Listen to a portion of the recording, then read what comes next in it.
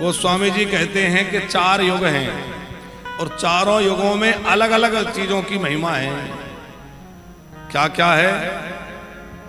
कृत जोग सब जोगी विज्ञानी, कृत जोग सब विज्ञानी, करि हरि ध्यान तरै भव प्राणी, करि हरि ध्यान। कृतयोग माने होता है सतयोग। बहुत ध्यान से सुनिएगा, श्री राम नाम की बड़ी प्यारी वंदना है। सतयोग में ध्यान की प्रधानता है। सतयोग में प्रायः लोग ज्ञानी होते हैं और कृतयोग सब जोगी विज्ञानी, सब समय योगी होते हैं, सब ज्ञानी होते हैं। और करि हरि ध्यान तरहि भव प्राणी। सतयोग में ध्यान की प्रधानता है। त्रेता में किसकी प्रधानता है? पूजा परचर्या। त्रेता में यज्ञों की प्रधानता है। त्रेता वेद यज्ञ नर करहि,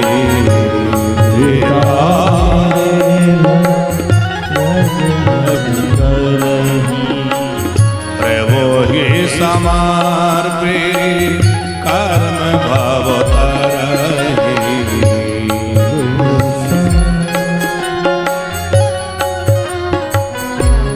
त्रेता युग में यज्ञों की प्रधानता है। बड़े बड़े यज्ञ किए जाते हैं और उन यज्ञों के द्वारा जो है लोग अपना कल्याण करते हैं। सतयुग में ध्यान, त्रेता में यज्ञ, द्वापर में पूजा परचर्या। द्वापर करि रघुपति पद पूजा, नर भव तरहि उपाय न दूजा। लेकिन कलयुग में कलयोग केवल हरि गुण गाहा, कलयोग केवल हरि गुण गाहा, तावहि नर पावहि भव खाहा, गावहि नर पावहि नर थाहा, कलयोग केवल हरि गुण गाहा, कलयोग केवल हरि गुण गाहा। कलयुग में केवल भगवान का नाम है। गावहि नर पावहि भव थाहा। कि कलयुग जोग न यज्ञ न ज्ञान, एक आधार राम गुण गाना। कलयुग में और साधन बड़े कठिन हैं। कलयुग में ध्यान लगाने बैठो तो जिसका ध्यान करने बैठे वो ध्यान में नहीं आएगा, बाकी दुनिया ध्यान में आ जाएगी। अच्छा, आप विचार करो, पूजा करने बैठते, ध्यान करने, माला करने बैठते हैं, तभी ज्यादा काम याद आते हैं।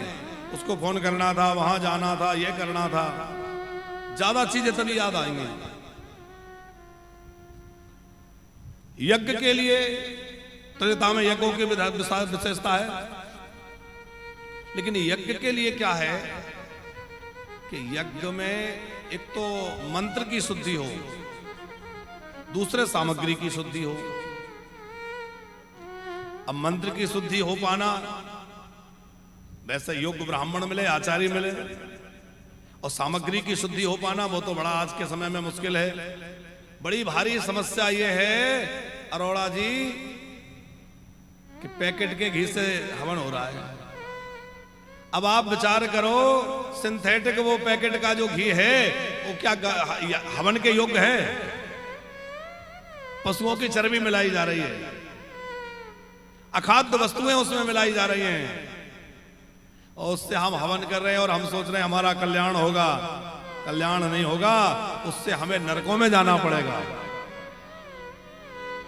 यदि हम अशुद्ध पदार्थ अग्नि में डालकर हवन कर रहे हैं तो देवताओं का बल नहीं बढ़ा रहे, हम राक्षसों का बल बढ़ा रहे हैं। असुरों का उपद्रव बढ़ जाएगा। क्यों बढ़ जाएगा? क्योंकि हमने आसुरी हवन किया है, तामसी हवन किया है, सामग्री हमारी दूषित थी। अब विचार करो कि जब गौ माता ही नहीं होगी तो देसी गाय का घी मिलेगा कहां से? ना तो देसी गाय के घी के कुएं हैं और ना फैक्ट्री में बन सकता। वो तो गैया मैया के दूध से ही प्रकट होगा, और गाय नहीं होगी तो दूध कहां होगा? पर आज हम लोग अच्छा विचार करें कि गाय नहीं होगी तो ना तो यज्ञ हो सकता, ना रुद्राभिषेक हो सकता। अभी श्रावण का महीना गया और श्रावण के महीने में खूब लोगों ने रुद्राभिषेक किया। हमें लगता है जाने कितने कुंटलों दूध भगवान शंकर को चढ़ गया होगा।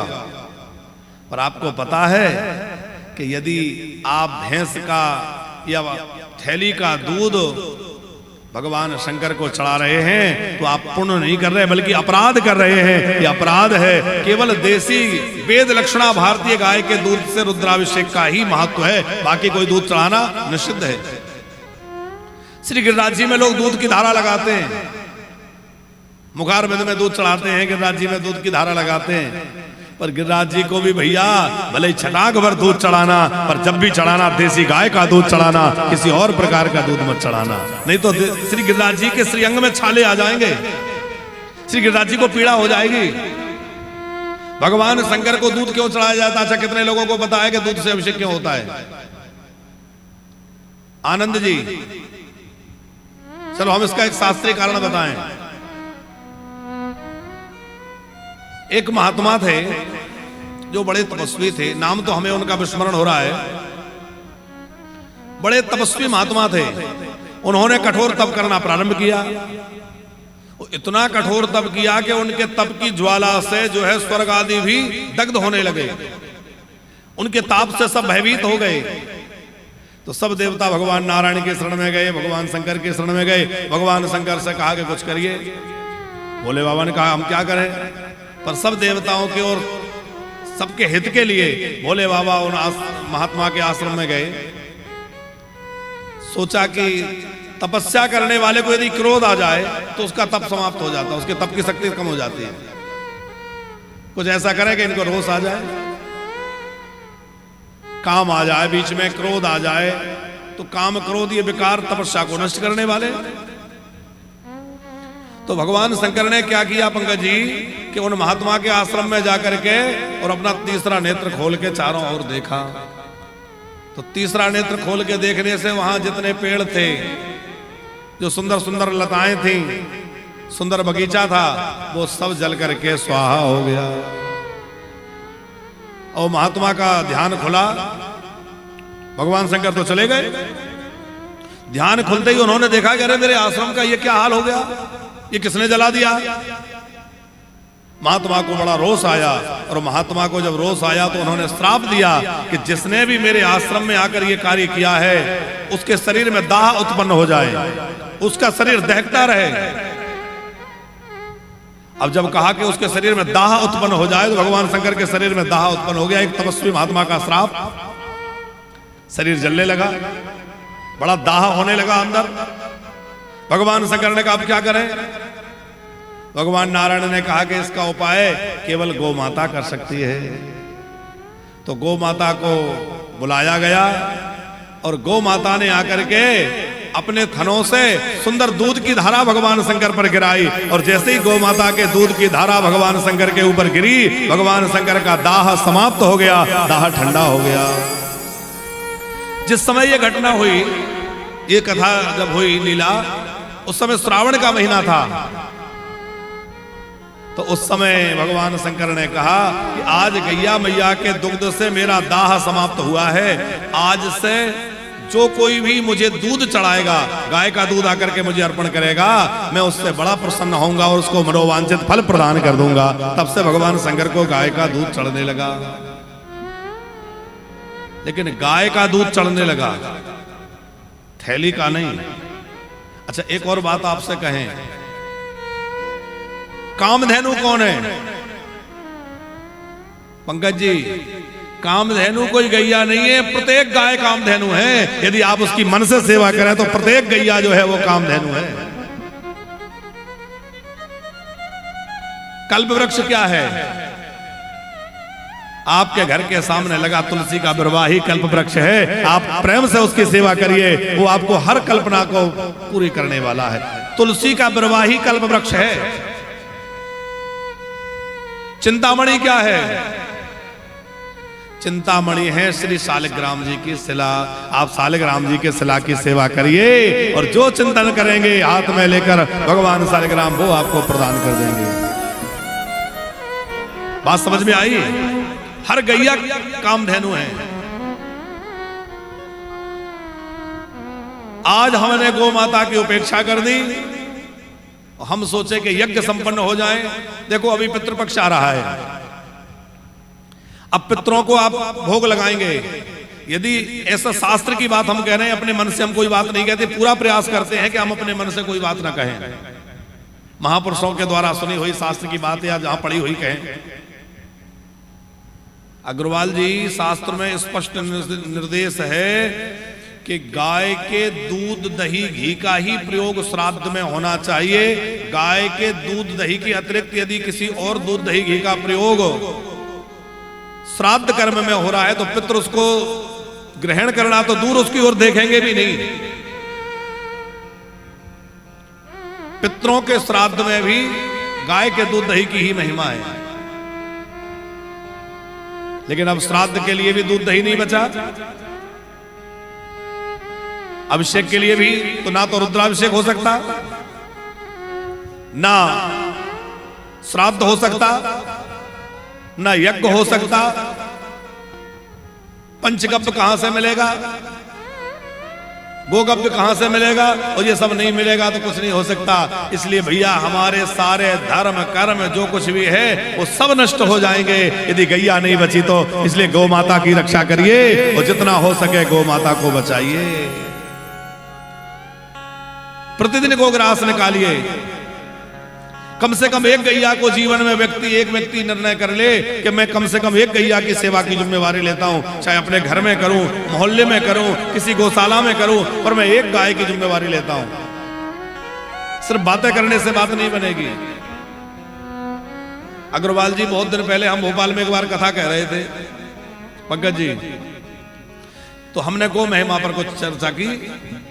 हमारे एक शास्त्री जी तो हमारे मित्रवत ही थे, अभी मिलते ही हैं, और मित्रवत ही थे। तो उन्होंने हमसे कथा के बाद में कहा, महाराज जी कथा तो बहुत अच्छी रही, आपने गौ सेवा की बातें भी बहुत बढ़िया तरीके से, आज तो बहुत बढ़िया बढ़िया बातें कही, पर उन्होंने कहा कि आपके पास कितनी गैया है?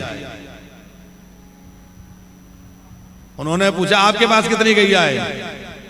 तो मन में लगा कि अब तो भैया गौ सेवा की बात भी व्यासपीठ से तभी कहना ठीक है जिस दिन 10-20 गैया कम से कम हम रखने लग जाएं और कम से कम 10-20 गैया की सेवा तो करने लगे। फिर हमने भोपाल में लाकर के एक गाय रख ली, एक गाय की सेवा शुरू करी। उनके कहने के बाद फिर हमारे ऊपर उसका इतना प्रभाव पड़ा कि भोपाल में यद्यपि पक्का मकान था, थोड़ा दिक्कत तो थी, पर जैसे तैसे व्यवस्था करके गैया रखी। फिर वो चली गई, दूसरी गैया आई। फिर यहाँ आए तो यहाँ तो ठाकुर जी ने गौशाला बनवाई दी है, तो अब तो गौ माता की सेवा हो ही रही है। पर हम कहना ये चाहते हैं कि भैया केवल बातों से बात नहीं बनेगी। हर व्यक्ति कम से कम एक गाय की सेवा की जिम्मेवारी तो ले, ज्यादा नहीं तो कम से कम एक गाय। किसी भी गौशाला में गोद लेकर के, किसी भी रूप में, जहां आपको ठीक लगे। हम ये नहीं कहते कि हमारी गौशाला में करो, कहीं तो करो, पर कम से कम एक गैया की सेवा की जिम्मेवारी लो। और आप ध्यान रखना, गौ सेवा करने में लग जाओगे तो आपको कोई वस्तु दुर्लभ नहीं रह जाएगी। गैया मैया तो साहब सब कुछ देने वाली है, वो तो कामधेनु है, कोई संकल्प अधूरा नहीं रहेगा। यहां तक कि ठाकुर जी का मिलना भी बड़ा सरल हो जाएगा। गैयाओं के बीच में जो रहता है ठाकुर जी उससे बड़े प्रसन्न रहते हैं। गवाम मध्य वसाम्य हम, ठाकुर जी कहते हैं मैं तो गैयाओं के बीच में ही तो रहता हूं। तो हम आपसे निवेदन कर रहे थे यज्ञों के विषय में कि त्रेता युग में यज्ञों की प्रधानता है, लेकिन कलयुग में यज्ञ करना भी बड़ा मुश्किल हो गया। ना तो सामग्री शुद्ध है, ना मंत्र शुद्ध है, और दूसरी बात हमारी भावना शुद्ध नहीं है। और चौथी सबसे एक और ऊंची बात कि जिस धन से यज्ञ हो रहे हैं वो धन, ऐसा भी कहा गया है। उसके लिए उदाहरण आपको देते हैं कि पांडवों ने राजसूय यज्ञ किया, और इतना विराट राजसूय यज्ञ जिसमें साक्षात श्री कृष्ण विराजमान थे, द्रोणाचार्य कृपाचार्य जी जैसे महापुरुष विराजमान थे, वो यज्ञ पूरा होते ही पांडवों को वनवास का दुख झेलना पड़ा। तो इतने बड़े यज्ञ के बाद ऐसी दशा क्यों हुई? क्योंकि उसमें श्रीमद् देवी भागवत में कथा है कि उनके धन में अशुद्धि थी। जिस धन से वो यज्ञ किया गया वो धन शुद्ध नहीं था। तो यज्ञ के लिए शुद्ध धन की आवश्यकता है। आप बात समझ रहे हैं? यज्ञ कब सफल होगा? एक नंबर की मेहनत की कमाई का धन हो, शुद्ध पवित्र भावना से हो, शुद्ध पवित्र सामग्री से हो और शुद्ध मंत्रोच्चार के साथ विधि पूर्वक हो, तो यज्ञ का पूरा फल मिलेगा। और ऐसा नहीं किया तो फल नहीं मिलेगा। लेकिन नाम में ऐसी कोई बात नहीं है कि नाम जप करने में आपके लिए भावना कैसी हो, कि समय कैसा हो, कि पवित्रता हो। आप जैसे हैं वैसे में नाम जप सकते हैं। द्वापर में है पूजा। अब पूजा परिचर्या में तो कामनाओं की कठिनाई है कि जब मन में कामनाएं आ जाती हैं तो हमारी परिचर्या भी बिगड़ जाती है। हम थोड़ा सा भी पूजन करते हैं तो सुख संपत्ति घर आवे, कष्ट मिटे तन का। तो पूजा कम कर रहे हैं, मांग ज्यादा रहे हैं। इसलिए उस पूजा का सफलता भी कलयुग में कामनाओं की वृद्धि के कारण पूजा की सफलता भी नहीं है। और पूजा में भी बड़े विघ्न हैं। लेकिन सबसे सरल क्या है? नाम। इसलिए गोस्वामी जी ने कह दिया, कल जोग जोग न जाग्य न ज्ञाना,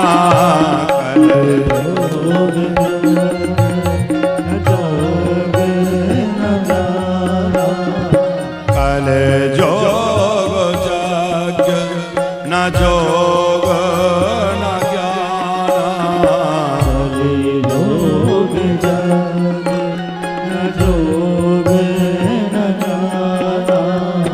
एक आधार राम गुण गाना, एक आधार राम गुण गाना। सब भरोसा तारी जो भज राम ही।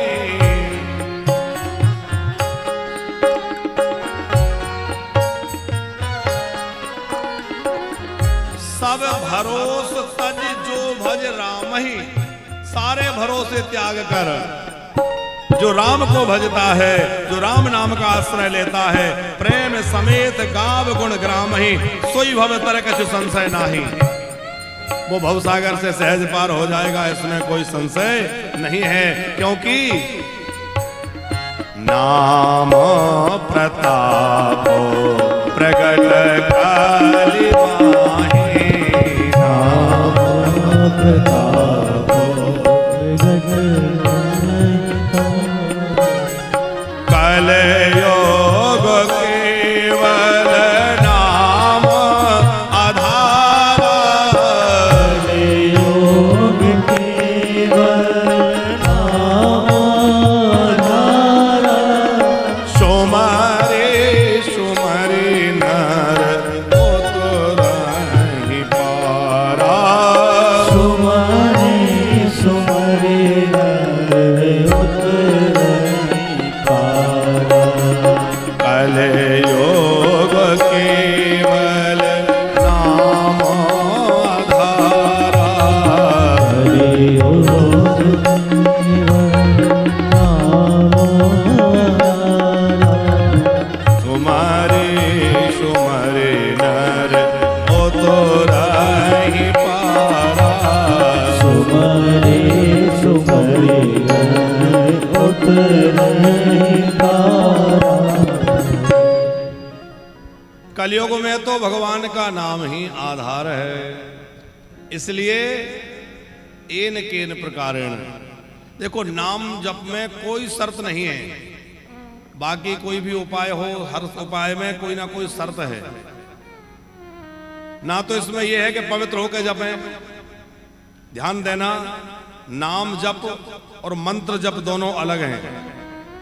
मंत्र जप जब करोगे तो मंत्र जप करने के लिए आपको पवित्रता का ध्यान रखना पड़ेगा, स्थान का ध्यान रखना पड़ेगा, आसन का ध्यान रखना पड़ेगा।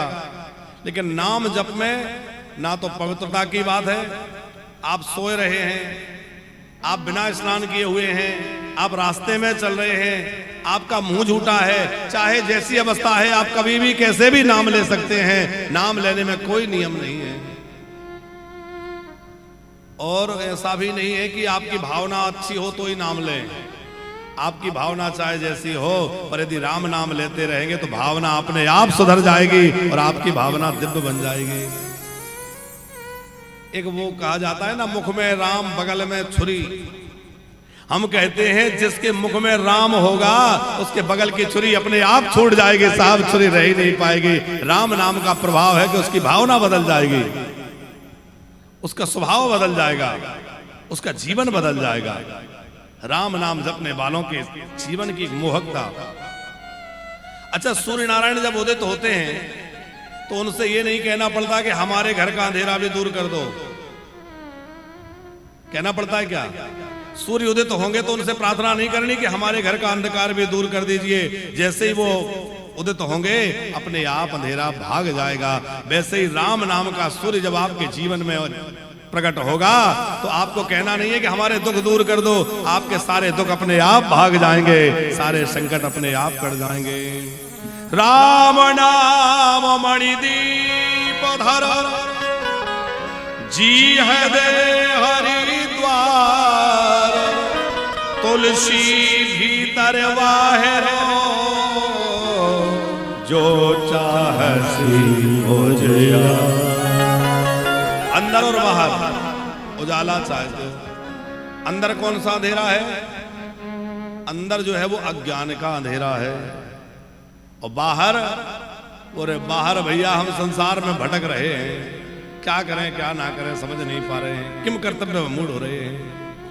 अज्ञान का अंधेरा मिट जाएगा तो अंतःकरण भी आपका दैदीप्यमान हो जाएगा और राम नाम से बाहर भी चारों ओर प्रकाश।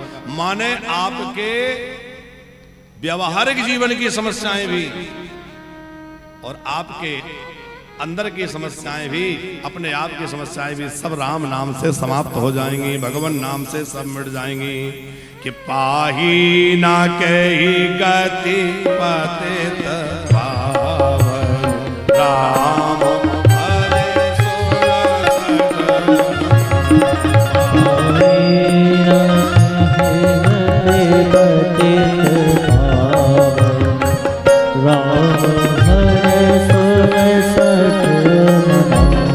गणिका आजा मेले व्याध गीत गजारि खल तारे गदा।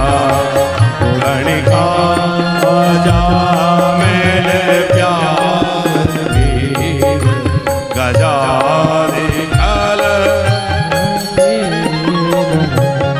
आवीर जवन के रात खर स्वपछादि मत अघरो ओझे कही नाम मारक ते पावन होए राम नमामि ते। होए राम नमामि ते। होए राम नमामि ते। पाई न कही गति पतित पाव, राम भज सुन सठ मना। गोस्वामी जी कहते हैं राम राम का आश्रय लिए रहो। भाव कुभाव अनख आलस हो, नाम जपत मंगल दिस दसौ। अच्छा, एक बात विचार करिए, यज्ञ आदि जितने भी कर्मानुष्ठान हैं उनकी शुरुआत किससे होती है? आप पूजा में बैठते हैं, आचार्य जी आपको आचमन कराते हैं, कौन सा मंत्र बोलते हैं? ओम केशवाय नमः, माधवाय नमः, नारायणाय नमः। ये क्या मंत्र है? भगवान का नाम ही है। जब कर्म की समाप्ति होती है, यज्ञ पूरा होता है, पूजा पूरी होती है, तो आचार्य जी कहते हैं अब 3 बार कह दो विष्णवे नमः, विष्णवे नमः, विष्णवे नमः। क्यों? बोले आपके कर्म में, पूजा में जो न्यूनता रही होगी वो भगवान नाम के स्मरण से परिपूर्ण हो जाएगी। इसका मतलब क्या है? इसका मतलब है कि कर्मकांड की शुरुआत भी भगवान नाम से है और परिसमाप्ति भी भगवान नाम में है। सब भगवान नाम में ही है। जिसने नाम का आश्रय ले लिया उसने सारे यज्ञ कर लिए, जिसने नाम का सहारा ले लिया उसने सारे तीर्थ कर लिए, जिसने नाम का सहारा ले लिया उसने सारे व्रत कर लिए, कुछ नहीं बचा। लेकिन एक बात है, बहुत ध्यान से समझिएगा पंकज जी, पूरी शंकराचार्य जो पूज्यपाद प्रातः स्मरणीय श्री निश्चलानंद सरस्वती जी, उनसे किसी भक्त ने आकर पूछा कि महाराज जी हम संध्योपासना ना करें और केवल राम राम राम राम जपते रहें तो क्या हमारा कल्याण हो जाएगा? प्रश्न बनता है कि नहीं? बहुत बढ़िया प्रश्न उन्होंने किया। हम संध्योपासना वगैरह और कुछ ना करें, केवल राम राम राम राम जपते रहें तो क्या हमारा कल्याण हो जाएगा? क्योंकि राम नाम तो सबका कल्याण करता है। तो स्वामी जी ने कहा कि निश्चित ही हो जाता यदि तुम ब्राह्मण ना होते। दुर्भाग्य से तुम ब्राह्मण हो, तुम्हें तो भैया। अब उन्होंने व्यंग में दुर्भाग्य कहा, यद्यपि ये तो परम सौभाग्य कि विप्रदेह मिल जाए, लेकिन दुजातीय को ये चाहिए कि वह अपने नित्य नैमित्तिक कर्म का भी त्याग ना करे। ये बात हम इसलिए कह रहे हैं कि हमने कहा कि भाई राम नाम आपने ले लिया तो सारे यज्ञ हो गए, सब कुछ हो गया। अब कोई सोचे कि अब हमें संध्या करने की आवश्यकता नहीं, गायत्री जपने की आवश्यकता नहीं, अब हमें नित्य नैमित्तिक कर्मों की कोई अनुष्ठान की आवश्यकता नहीं, हम तो बस राम राम राम राम जपेंगे। ऐसा नहीं है। हमें अपने जो वर्ण आश्रम अनुचित जो धर्म है, हम किस वर्ण में हैं, किस आश्रम में हैं, 2 चीजें हैं। वर्ण अलग है, आश्रम अलग है। कई लोग उसको भी आजकल गड़बड़ झाड़ा समझ लेते हैं। वर्णवाद कितने हैं? 4। और आश्रम भी 4 है, जो कल हमने चर्चा की थी। तो अपने वर्ण का क्या स्वधर्म है और अपने आश्रम का क्या स्वधर्म है? तो वर्ण और आश्रम के स्वधर्म का पालन करते हुए राम राम जपते रहिए तो निश्चित कल्याण हो जाएगा। लेकिन वर्णाश्रम धर्म का त्याग करके आप राम नाम जपेंगे तो फिर राम नाम आपका उतना कल्याण नहीं करेगा, क्योंकि पहले स्वधर्म पालन का आवश्यक है। राम नाम की महिमा तो अद्भुत है ही। अच्छा, भगवान गणेश प्रथम पूज्य बने किसके प्रभाव से? राम नाम के प्रभाव से। नाम प्रभाव जान गण राव, प्रथम पूज्य नाम प्रभाव। भगवान के जो है वो 4 प्रकार के भक्त हैं। कौन कौन से 4 भक्त हैं पंकज जी? पहले है ज्ञानी, दूसरे है अर्थार्थी, तीसरे है जिज्ञासु और चौथे हैं आर्त। 4 हैं। ज्ञानी कौन है? जो ज्ञान के द्वारा भगवान का भजन करते हैं।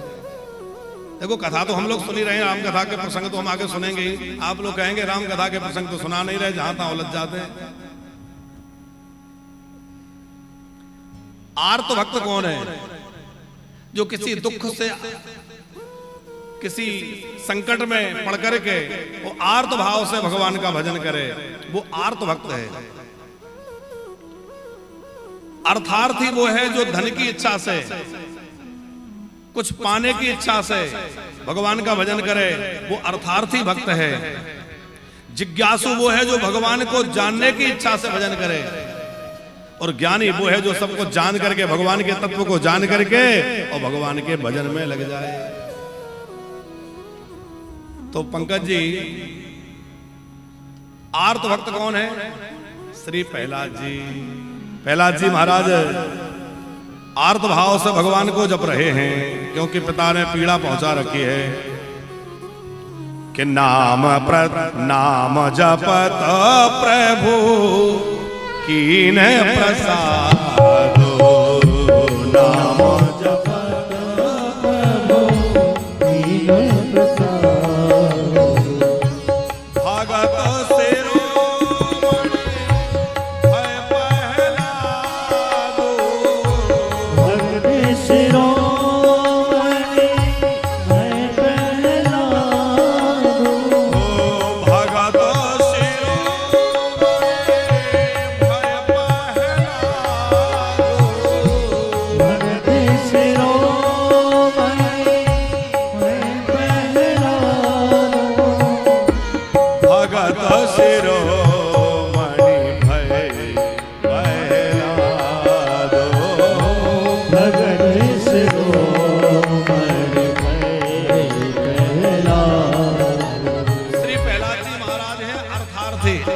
प्रहलाद जी महाराज आर्त भक्त और अर्थार्थी श्री ध्रुव जी महाराज।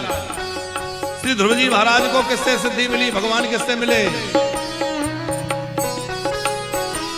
ध्रुव सगलानी जपो हरि नाम, पायो अचल अनुपम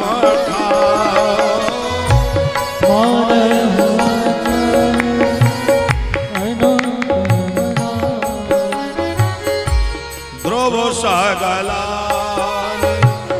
जपो हरि नाम, ध्रुव सगलानी जपो हरि पायो अचल अनुपम पायो अचल अनुपम। श्री ध्रुव जी महाराज जो है वो अर्थार्थी भक्त हैं और वह भी नाम के प्रभाव से भगवान की प्राप्ति करे और जो कामना थी वो पूर्ण हुई। तो चाहे कोई आर्त भक्त हो, चाहे अर्थार्थी हो, चाहे जिज्ञासु हो, सनकादिक जैसे नाम जप के द्वारा ही भगवान को जान दे। और चाहे कोई ज्ञानी हो, ज्ञानी कौन है? भगवान महादेव। भोले बाबा जैसा ज्ञानी कौन होगा? तुम पुनि राम राम दिन राते, तुम मुनि राम राम दिन राते, सादर जपहि अनग अराते, सादर जपहि अनग अराते। ज्ञानी भक्त जो है वो भी नाम जप करते हैं। आपको बात समझ में आ रही है हम क्या कहना चाह रहे हैं? चार प्रकार के जो भक्त हैं, चाहे कोई आर्त हो, अर्थार्थी हो, जिज्ञासु हो, ज्ञानी हो, पर चारहों चहु चतुर कहु नाम आधारा। गोस्वामी जी सूत्र दे रहे हैं। चहु चतुर कह नाम आधारा, ज्ञानी प्रभु ही विशेष प्यारा। चारों प्रकार के भक्तों को नाम ही आधार है। राम भगत जग चारे प्रकारा,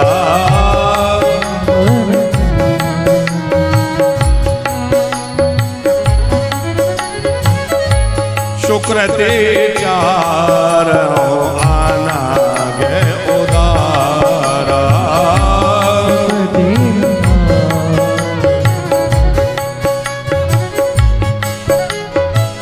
चारों ही प्रकार के भक्त भगवान के लिए बड़े प्रिय हैं। ज्ञानी भगवान को विशेष प्रिय है, लेकिन चारों प्रकार के भक्त नाम से ही सिद्धि पाते हैं। सबके लिए नाम ही आधार है।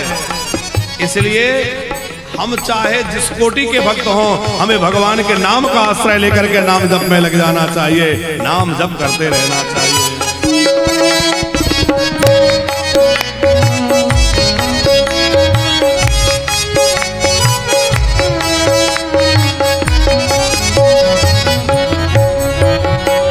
अग्रवाल जी, जब तक इस जीवात्मा को अविनाशी परम तत्व नहीं मिल जाता, तब तक इसको ब्रह्मांड के सारे सुख भी प्राप्त हो जाएं, तब भी ये सुखी नहीं हो सकता।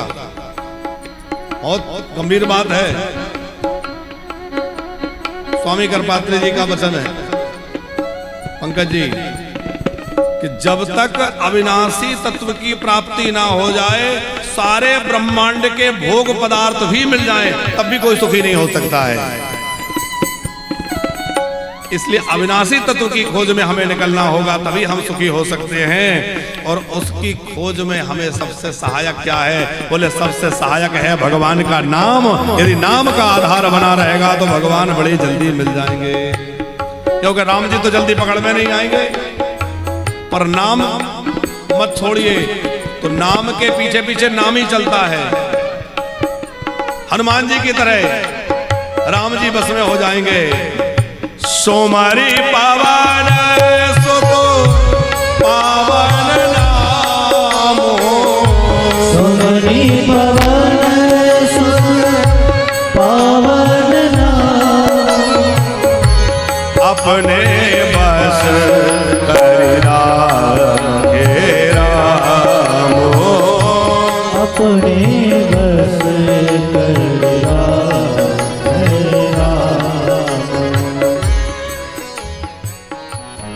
अच्छा,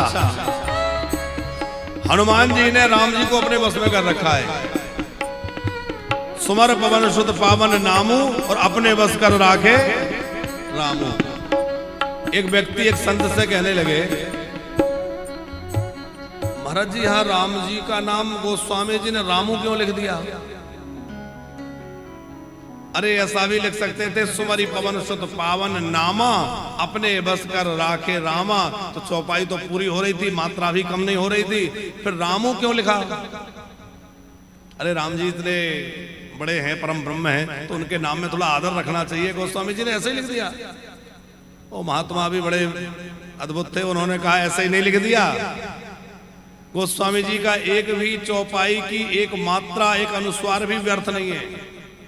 बोले इसका क्या अर्थ है? बोले इसका अर्थ ये है कि भगवान कैसे नाम जापक के बस में हो जाते हैं, ये बताने के लिए रामू लिखा है। कैसे बस में हो जाते हैं? बोले जैसे घर का नौकर रहता है, वो बस में रहता है, क्या हो ये दौड़ के आ जाएगा, ऐसा करो।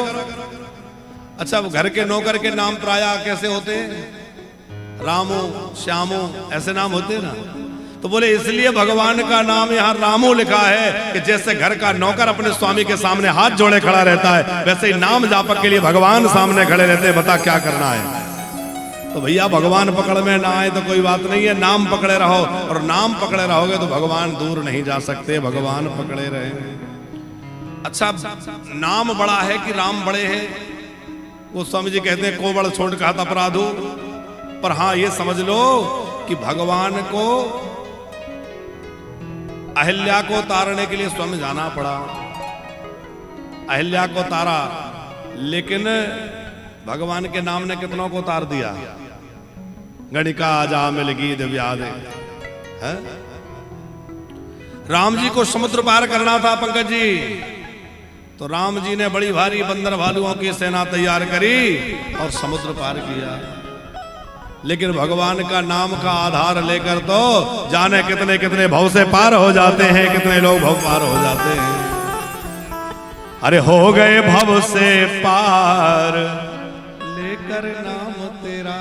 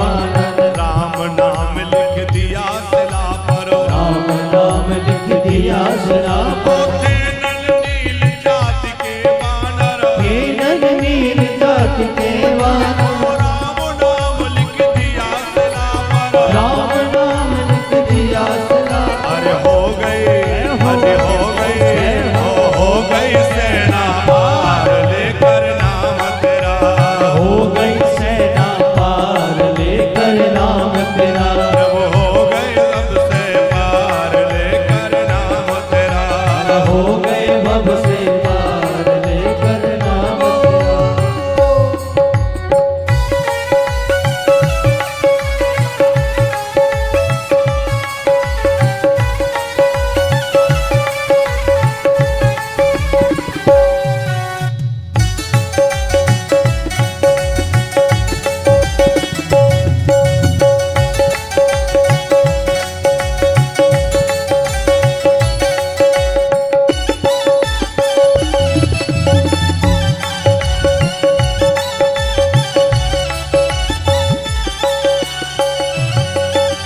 हरि सभा में द्रौपदी दुलारी, हरि सभा में द्रुपद दुलारी, कृष्ण द्वारिका नाथ पुकारी, कृष्ण द्वारिका नाथ पुकारी। ओ हरि सभा में द्रौपदी दुलारी, हरि सभा में द्रुपद दुलारी, ओ कृष्ण द्वारिका नाथ पुकारी, ओ कृष्ण द्वारिका नाथ पुकारी। ओ बढ़ गया चीर अपार लेकर नाम तेरा, हो गए भव से पार लेकर नाम तेरा, प्रभु हो गए भव से पार लेकर नाम तेरा, हो गए भव से पार लेकर नाम तेरा। ओ नाम तेरा प्रभु नाम तेरा, नाम तेरा प्रभु नाम तेरा, ओ नाम तेरा प्रभु नाम तेरा, नाम तेरा प्रभु नाम तेरा। अज हो गए भव से पार लेकर नाम तेरा, हो गए भव से पार लेकर नाम तेरा।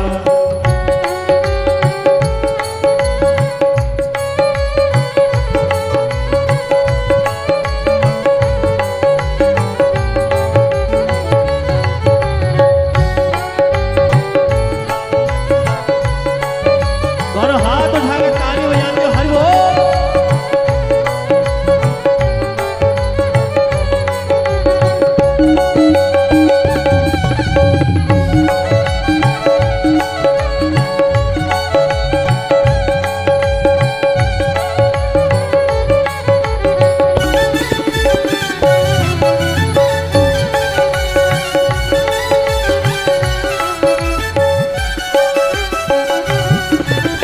मीरा गिरधर नाम पुकारी, मीरा गिरधर नाम पुकारे, विष अमृत कर दिए मुरारी, विष अमृत कर दिए मुरारी। ओ मीरा गिरधर नाम पुकारी, मीरा गिरधर नाम पुकारे, ओ विष अमृत कर दिए मुरारी, विष अमृत कर दिए मुरारी। अरे खुल गए, अज खुल गए, अज खुल गए चारों द्वार लेकर नाम तेरा, हो गए भव से पार लेकर नाम तेरा, ओ प्रभु हो गए भव से पार लेकर नाम तेरा, हो गए भव से पार लेकर नाम तेरा। ओ नाम तेरा प्रभु नाम तेरा, नाम तेरा प्रभु नाम तेरा, ओ नाम तेरा प्रभु नाम तेरा, नाम तेरा प्रभु नाम तेरा। अज हो गए भव से पार लेकर नाम तेरा, हो गए भव से पार लेकर नाम तेरा, प्रभु हो गए भव से पार लेकर नाम तेरा, हो गए भव से पार लेकर नाम। हो गए भव से पार लेकर नाम तेरा, हो गए भव से पार लेकर नाम तेरा। भैया भगवान का नाम लेकर तो कितने लोग पार लग गए। अच्छा एक बात और है, ऐसा नहीं है कि कलयुग में ही नाम की महिमा है। चाहूं जोग चाहूं श्रुति नाम प्रभाव। चारों युगों में नाम की महिमा है और चारों वेदों में नाम की महिमा गाई गई है। सतयुग में भी नाम का आधार, त्रेता में भी, कलयुग में भी, द्वापर में भी। चाहूं जुग चाहूं श्रुति नाम प्रभाव, कलि विशेष नहीं आन पाओ। चाहूं जुग तीन काल त्यों लोका, भय नाम जप जीव विशोका। चारों युगों में तीनों कालों में जितने लोग भी शोक रहित हुए हैं उनके मूल में कहीं ना कहीं नाम का आधार रहा है। इसलिए भैया नाम। अच्छा, नाम का स्मरण ना हो, कोई चीज आपके सामने रखी हो, आप कहेंगे पता नहीं क्या है। कोई फल आपके सामने ऐसा रख दिया जाए जो आपने पहली बार देखा हो, कहे भाई पता नहीं क्या है। होता है कि नहीं ऐसा? और कोई चीज ऐसी है कि जो हमारे सामने नहीं है पर हम उसका नाम लें, केला, तो केला बोलते ही अंदर केले की आकृति प्रकट हो गई कि नहीं? आंवला, तो आंवला दिखने लगा। तो सामने वस्तु रखी है पर नाम नहीं जानते तो उसको भी हम पहचान नहीं पा रहे हैं। पर भले ही सामने नहीं है और नाम हमने ले लिया तो नाम के लेते ही वो वस्तु अंदर प्रकट हो जाती है। भैया उसी प्रकार भगवान का नाम लेने से भगवान हृदय में प्रकट हो जाते हैं। नाम पकड़े रहो।